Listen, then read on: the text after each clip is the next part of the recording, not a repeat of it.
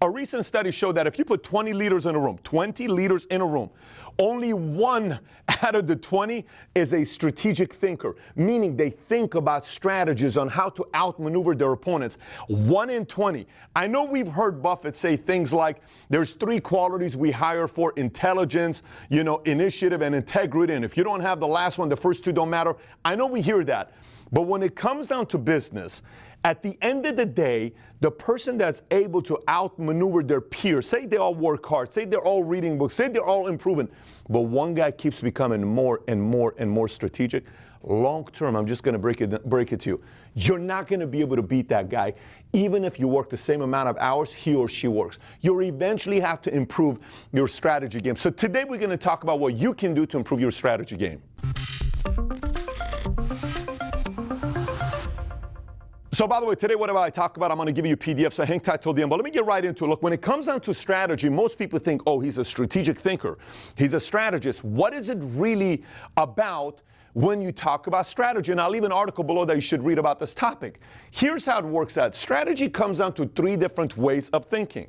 There is the short-term strategist, the mid-term strategist, the long-term strategist. You may be watching this and you don't even know it. You're a better short-term strategist. You may be watching this and you don't even know it. You're a better mid-term, and some of you are good long-term. Now, here's the challenge. Some people are great with long-term strategies, but they suck in short-term and mid-term. You can't compete with somebody that's good at all 3. And some people are good at short-term strategies, but they're not good at mid-term and long-term. So what is the difference between short-term, mid-term, and long-term? Let me kind of unpack so that makes sense to you. Short-term thinkers are problem solvers, meaning something happens, here's what I think we need to do, immediate decisions, wait, we move on. Mid-term thinkers, they think like a strategist. Long-term thinkers, they're planning their next strategy. Now, timeline-wise, the short-term thinker could be a second problem solver. Somebody comes up, hey, here's what you're saying, what should we do? I think we should do this. Okay, great, let's move on. That was 7 seconds, right? Hey, this is what's going on. What should we be doing with this? Well, have we asked this person, well, what about this? And give me the data. What's the report look like? What did he say? What did he say in the email? 45 minutes later, decision's been made. But that's a second to an hour strategist. Short-term thinker, immediate. You're a problem solver. The mid-term one is day-to-day. So, tomorrow we have a board meeting, and the guy's going to be asking this question, and I really have no answer for him. What are we going to say when we say our expenses are high? In this one area, we spent $7 million, and last year, same time, we only spent $2.8 million. What do we say? Well, let's go back and look what we unpack the $7 million for me. We did this, and why do we spend the money over here? Is it fair to say that the $7 million we spent, it's going to help us out next to? Yes, it is. Boom. Okay, can you get this research within 24 hours? You have the info next day at the board meeting, 24 hours. Here's why we have $7 million here instead of $2.7 million, and you actually bring it up with all the data, and they say, okay, we're not happy about it, but it makes sense. Timeline on the long term is planning for next month. What are we going to be doing next month? What is the plans next quarter? What's the plans in Q4? What's the plan 2021, 2022, 2023? Or what's the plan the next 5-year vision, 10-year vision, 20-year vision? There are many people who are very good here, but they're not good here. Again, so next one. Short-term strategist is a street fighter. You go into a street fight, it lasts less than a minute, pop, pop, boom, boom, you leave, it's done. Fight's over with, right? That's short term. One small little brawl, a bar fight, a brawl. Second one is a battle. This is something that's going to be going on. It's a battle. It's a lot of people involved. It's going on. Maybe it lasts a little longer. You're trying to win this battle. The last one is a war. So the war knows how to look at everything, because war typically lasts a long time. So they have to look at that street fight was won by this guy, and that little battle we lost. But what do we learn from this battle that left us clues and the data to know that next time we're going to flank from this angle and we're going to send 2 people and we got to create an alliance there. That's a different level of thinking that very few people spend a lot of time. Most people are here, believe it or not. Most people are not here. Next, short term, you're putting out fires. You're a firefighter. Middle one, you're preventing fire. The last one is you're building and deciding where you're going to put your fire stations. So, oh my gosh, put out that fire. Oh, we got another fire, let me put that out. Oh, another fire, we got to put that out. This one, we got to make sure we have 19, hoses everywhere. This one is, no. We need one fire station in that zip code, one fire station in this zip code, one fire station in this code. We need to teach courses. We need to make videos. We need to make education. We need to go to schools. Different way of thinking. Again, Band-Aid, short-term thinking, surgery, mid-term, long-term, lifestyle. If you stop eating sugar, if you drink more water, if you exercise, you're going to be able to avoid the Band-Aid or the surgery because you're more prepared and it's a long-term lifestyle. Are you kind of getting the idea of the difference between these thinkers, right? This is just to kind of give you an idea. And you got to ask yourself, and even comment below, are you a short-term strategist, a mid-term strategist, or a long-term? And which one of these areas can you improve? And comment below. So now let's set this aside and let's talk about what a real strategist thinks about. Number one, everything about a strategist is about anticipation. Remember, this guy anticipates what could happen, so he prevents a Band-Aid and a surgery. This guy's not anticipation. It's like, oh, let's just go, let's just go, let's just go. Anticipation is number one. And how do you anticipate? By gathering as much intel and data as you can. For example, what kind of intel can you get? Intel on the industry, from the industry experts. Intel from somebody that used to be with a former competitor company and you recruit them. Intel from an article you get. Intel from somebody that works for a regulator. Intel from this is intel that you're gathering. Then intel from the inside source. Intel from, hey, my office that we sell our phones through at this Radio Shack, the sales leader there does XYZ and he has this issue, and 3 employees told us that at work he's always smoking weed and the guys haven't hit their numbers for the last. That is intel I need. You need that intel to anticipate a problem you could face with that shop, so you got to prevent it before it happens, right? Intel, then it's best case, worst case. Strategies, what's the worst case that can happen if we do this here? Oh, that's pretty bad. What's the best case? Okay, great. Let's see what we can do to make worst case better. Number 2. Non-emotional critical thinking. I put ego out of the question. It's very hard to do for a lot of people because I've been in a lot of rooms where one of my own guys that work for me, maybe an executive or a sales leader, absolutely offended me and insulted me in the worst possible way in a room. I'm talking about the worst way, which is semi-embarrassing, right? And in that moment, for me, I can sit there and just trash this guy because I know everything about him and just ruin his reputation. But I didn't. Nothing was said. I just stood there and I'm like, okay, let's take a quick break. And we walked off, boom, we come back and bring the meeting together, set the tone, we start. In that moment, I know what I can do, but that's based on ego if I go there. If I would have done that during that time with my ego, I would have potentially lost 3 accounts. If I would have lost those 3 accounts, the value of the company for that time. So I had to be patient to know that eventually everyone's going to know who the leader in this room is, and everyone's going to figure out what the right decisions being made. But if the ego was in the way, that would have never happened. So let's talk about this. Constantly challenging your own views. Constantly. Are we doing the right thing here? This is how we've done this. Has it worked? Did it work? Is our philosophy the right approach? Because to have the right philosophy takes years. Sometimes people don't have the right philosophy. That could take 5, 10, 15 years to get 100% confident about your philosophy that you have. Like coaches, you know, it takes a while for coaches to get their philosophy down, your approach, your leadership way of thinking, meaning not you. Then you have to kind of start thinking and saying, well, my guy here, the way he thinks, I just think he keeps getting in his own way. What can I do to encourage this guy? I understand how he's wired. I understand how she's wired. You're thinking about all this stuff in a critical thinking way. Being upfront with issues with your leaders. For example, for the first 2-3 years, when I started my own financial firm, I was not comfortable talking about real issues. I had some data that was scary data the first 2 years, and it almost put us out of business. I realized as a 32-year-old, look, if you're going to go like this and you're worried about only giving positive data, you're going to put yourself out of business. So what did I do? All right, we're going to have a call. I set up a call. I terminated 3 people. I fired my number 1 producer at the time. Hurt me a lot, but I made the decision, and we talked about exactly what things could put us out of business. And everybody on the call was like, whoa, that was a different kind of call.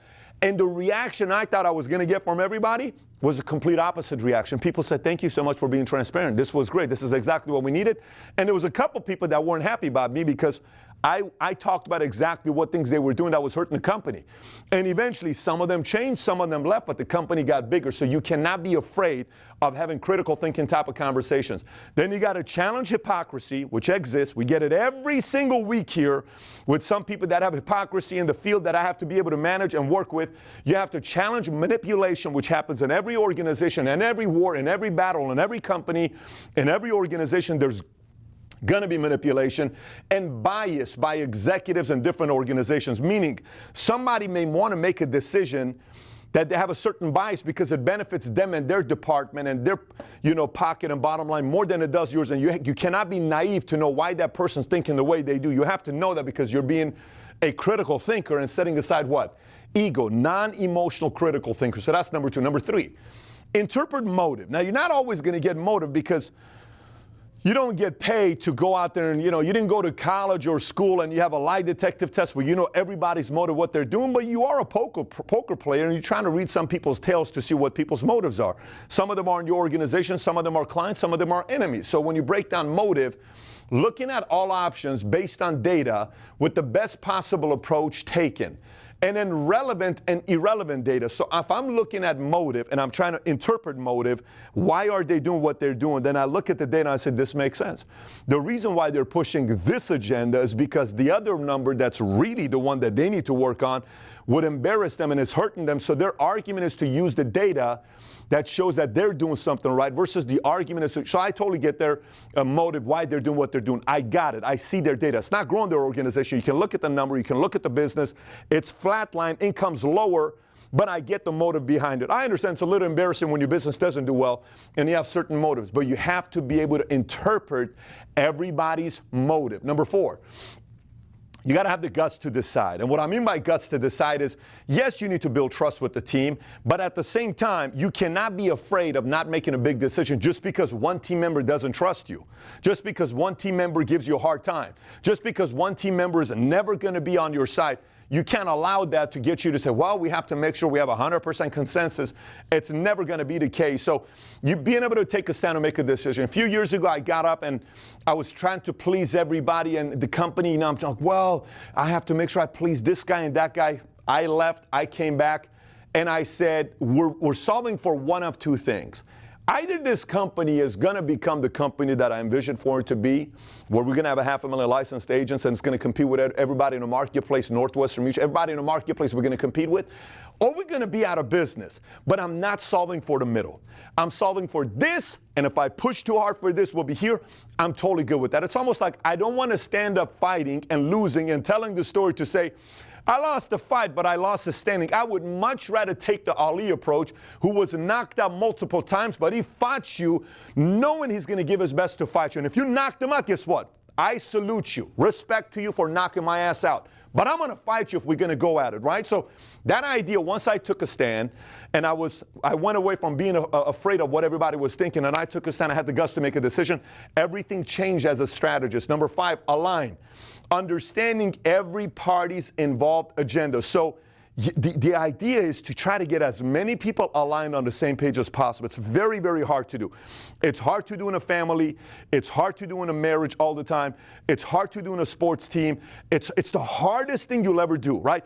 You hear a lot of experts you read about, they say the toughest thing to ever do in an organization is to get people to work together as a team. It's the hardest thing to do because the reason why it's hard to work as a team is why? Credit. He wants credit. She wants credit. That guy wants credit. This guy, well, it's because of me. It's because of that guy. It's because of this. So it's hard to create an environment that's very competitive and people are working their asses off because they want to get the credit. And you still want us to be aligned. A little bit tough to do it. But it's doable. It's what great organizations like the Bulls did. It's what great organizations and companies have done. It's what great military has done. And it's doable. Once you get there and you have everybody on the same page, and you implement the strategy, you present it, people buying, and they execute, it's game over from there, especially if you have the right execution in place. Number 6, learn. Challenge constant improvement with leadership team. Why do I put challenge constant improvement with leadership team? Here's why. You know who typically is very open to learning and improving? Newer people. You know who's typically very hungry to want to prove a point to you? People that are coming up. You know who are the hardest people to challenge to constantly think and learn? The people that have been around for the longest. You know who I have the hardest time getting to read books? Those guys like, well, you know what, I've read that. It's kind of like this book. Yeah, I'll skim through it. No. Read the damn book. You've been stuck for 5 years because you don't read books. Read the book. It's okay, I've read it. I read it, I skimmed through it. Yeah, I read it. And you know they haven't read the book, right? Because they keep declining because they're not doing this. Now, I do have, on the other hand, I just promoted somebody to Chief Distribution Officer of the company, Matt Sapala, phenomenal guy that I promoted. And this is a guy we're very happy about. In the last 4 or 5 years, we paid him $5.5 million. They're on track to make $2 million this year, right? He gets the promotion. Why does he get the promotion? Because till today, he and his wife, Sheena, are constantly taking my challenges of them improving, and they constantly improve, and they constantly improve, and they constantly improve, while most stop. So you got to constantly challenge your leaders at the top to improve, because if they do, people follow suit and they improve as well. And last but not least, in this section of learning is debrief both successes and losses. Most people only debrief a loss. Most people don't debrief a success, meaning, oh, we won. Why did we win? Tell me why we won. Why did we win? We won because of what? Instead, it's like, oh, it's awesome, we won. Ooh. Why did we win? We have to take a time out right now and figure out why we won. Well, we won because of that. Okay, good. Why do we lose? That's also not easy to do. You got to do that. When you take this approach, you keep constantly getting better and better and better with your strategies. Now, a couple other things on here and I'll wrap up. Strategists. There's conventional thinking of strategy. Oh, how did they do it? We're going to do that. How does she do it? We're going to do that. Then there's unconventional thinking, which you become creative. They asked Napoleon, which general did you study in the history books and you mimicked? He says, nobody. I studied everybody, but I come up with my own strategies because that's the shock factor. That's how you shock everybody in the marketplace. Not doing what everybody else says. You shock them a little bit with slightly different strategies that you have in place. Inside the box strategies, outside the box strategies. Only logical thinking is logic, emotion, and four-dimensional thinking. What's four-dimensional thinking? Based on the data, we ought to be doing these three things. But emotionally, we're not in a good place with her. We're in a very good place with them. They would be very happy with us. They would not be happy with this. Okay, emotionally, Papa, four-dimensional. If we did this, the effects of this would go here, that would go here, this would upset this.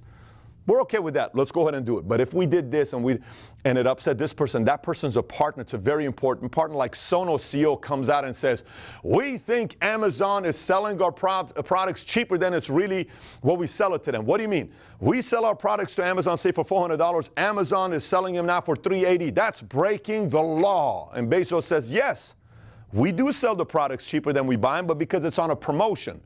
And then the CEO says, that is illegal. You shouldn't be able to do something like this. Well, first of all, CEO, be very careful who you're saying that to. Number one, you produce your products in China. So you are the one that's producing your products in China to save money. You just raise your prices $50 in January because you now want to build it in America.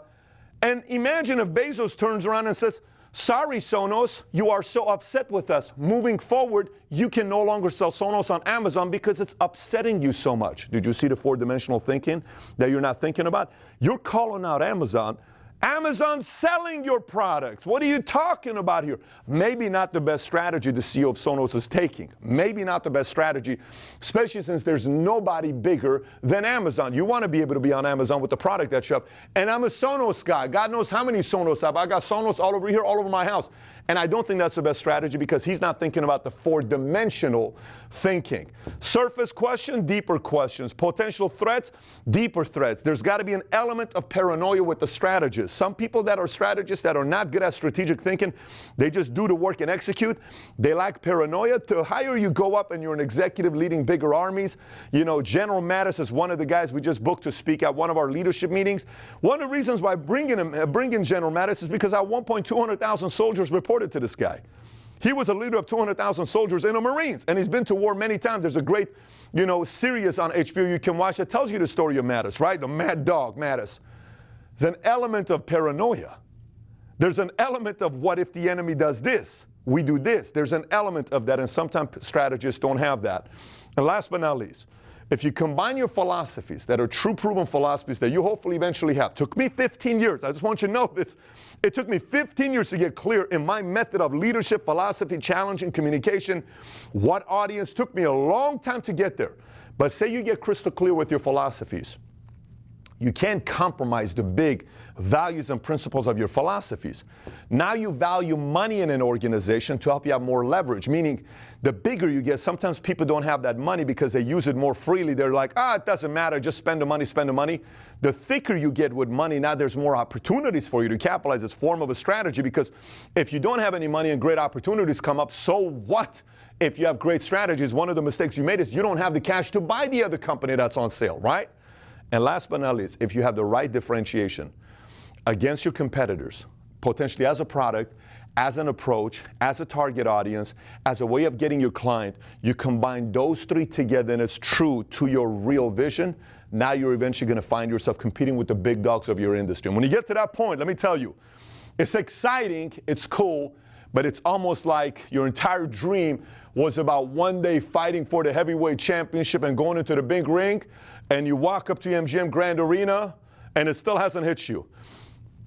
Then you see your picture going up against the heavyweight champion, still hasn't hit you. Then you're in there training with the mirror, still hasn't hit you. Then you watch the monitor, they're about to introduce you, still hasn't hit you. Then the music comes on, you play whatever song you want to play, and you go up with your trainers behind you, and you're going, boo, ooh, whistle, still hasn't hit you. Then you get into the ring, and then the champion shows up. And he walks in with confidence, and he looks at you. And you never had a championship fight before. And then you face him, and you said it just got real. Hopefully by that time, based on how you've strategized, you're ready to knock him out and beat a new champion. Or else if you're not prepared, he will knock you out gladly. So having said that, this is why you ought to spend a little bit more time thinking about strategies. It's one of the reasons why I wrote the book, Your Next 5 Moves, that comes out August 18th. By the time you watch it, it's probably going to be out already anyways. If you haven't purchased Your Next 5 Moves, we'll put the link below for you to go order the next. The whole thing is Mastering the Art of Business Strategy. And I go into this stuff except deeper for 300 pages. If you want today's topic that I talked about in PDF, text us the word strategy to 310-340-1132. Strategy, text strategy to 310-340-1132. Again, 310-340-1132. Text the word strategy. We'll send you a PDF of today's video, and if you want any other articles about this topic, I'll put it below, a couple of them for you to read. And last but not least, if you want to watch a video that has to do with a grandmaster strategist thinker, like how they think in the world of business, I gave a talk on this last year in Long Beach. If you haven't watched it, go watch this. Thank you so much for watching, everybody. Take care. Bye-bye.